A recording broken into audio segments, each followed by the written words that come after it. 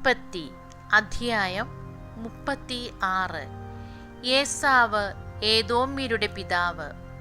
ഏദോം എന്നുകൂടി പേരുള്ള ഏസാവിന്റെ സന്താന പരമ്പര ഇതാണ്.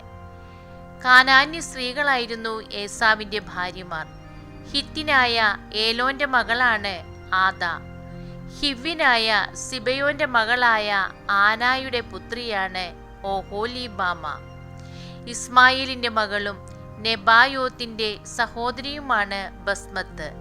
ഏസാവിന് ആദായിൽ എലീഫാസും ബസ്മത്തിൽ റവുവേലും ജനിച്ചു. ഒഹൊലീബാമയിൽ നിന്ന് അവന് യെവൂഷുവും യാലാമും കോറഹും ജനിച്ചു.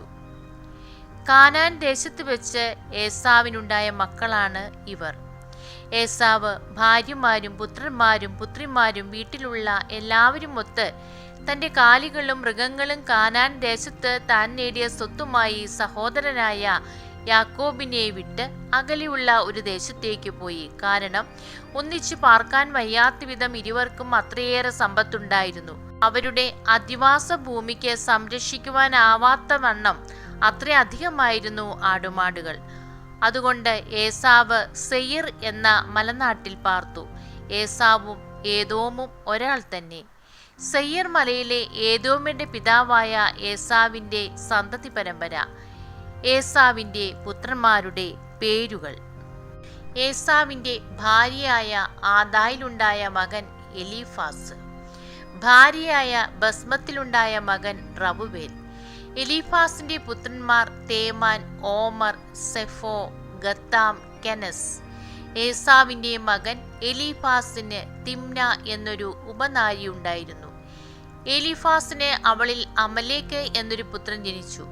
ഏസാവിന് ഭാര്യയായ ആദായിലുണ്ടായ സന്തതികളാണിവർ. റവുവേലിന്റെ പുത്രന്മാരാണ് നഹത്ത്, സേറഹ്, ഷമ്മ, മിസാം എന്നിവർ. ഏസാവിന് ഭാര്യ ബസ്മത്തിലുണ്ടായ സന്തതികളാണിവർ. സിബയോന്റെ പുത്രിയായ ആനായുടെ മകൾ ഒഹൊലീബാമയിൽ ഏസാവിനുണ്ടായ പുത്രന്മാരാണ് യെവൂഷും യാലാമും കോറഹും. ഏസാവിന്റെ മക്കളിൽ പ്രധാനർ ഇവരായിരുന്നു. ഏസാവിന്റെ കടിഞ്ഞൂൽ പുത്രനായ എലീഫാസിന്റെ മക്കൾ തേമാൻ, ഓമർ, സെഫോ, കെനസ്, കോറഹ്, ഗത്താം, അമലേക്ക് എന്നിവർ ഏദോം നാട്ടിൽ എലീഫാസിൽ നിന്നുണ്ടായ നായകന്മാരാണ്.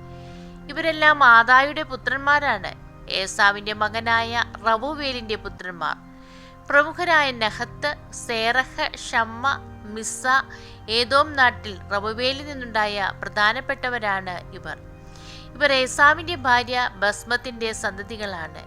ഏസാവിന്റെ ഭാര്യ ഒഹൊലീബാമയുടെ പുത്രന്മാർ പ്രമുഖരായ യെവൂഷ്, യലാം, കോറഹ്. ഇവർ ഏസാവിന്റെ ഭാര്യയും ആനായുടെ മകളുമായ ഒഹൊലീബാമയിൽ നിന്നുള്ള നായകന്മാരാണ്. ഇവർ ഏസാവിന്റെ സന്തതികളും ഏദോമിലെ പ്രമുഖന്മാരുമാണ്.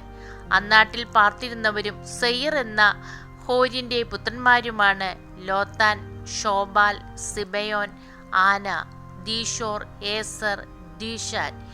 ഇവർ ഏദോം നാട്ടിലെ സെയിറിന്റെ പുത്രന്മാരും ഹോരിയിലെ പ്രമാണികളുമാണ്. ലോത്താന്റെ പുത്രന്മാർ ഹോറി, ഹേമ. ലോത്താന്റെ സഹോദരിയായിരുന്നു തിമ്ന. ഷോബാലിന്റെ പുത്രന്മാർ അൽവാൻ, മനഹത്ത്, ഏബാൽ, ഷെഫോ, ഓനാം. സിബയോന്റെ പുത്രന്മാർ ആയ, ആന. തന്റെ പിതാവായ സിബയോന്റെ കഴുതകളെ മേയ്ക്കുമ്പോൾ മരുഭൂമി ചൂടുറവകൾ കണ്ടെത്തിയ ആന ഇവൻ തന്നെയാണ്.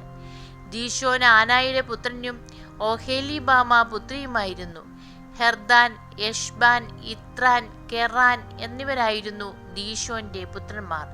ഏസറിന്റെ പുത്രന്മാരായിരുന്നു ബിൽഹാനും സാവാനും അക്കാനും.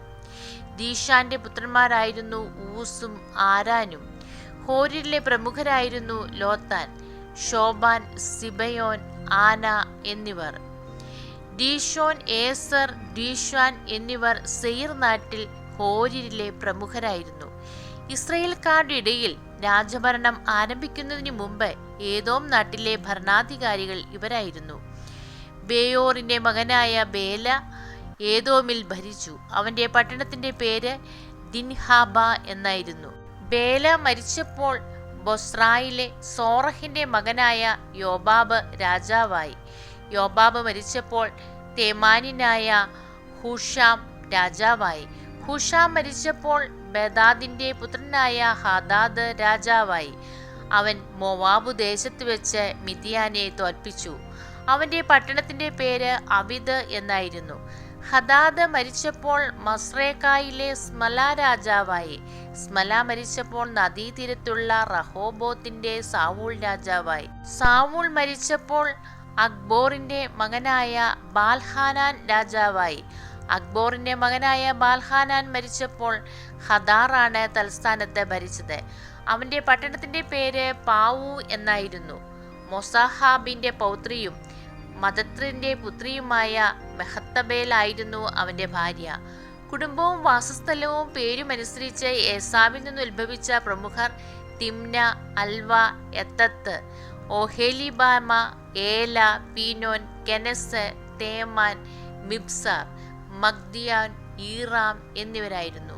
തങ്ങൾ കൈയടക്കിയ നാട്ടിലെ താമസസ്ഥലം അനുസരിച്ച് ഏദോംകാരുടെ പ്രമാണികൾ ഇവരായിരുന്നു. ഏസാവാണ് ഏദോംകാരുടെ പിതാവ്.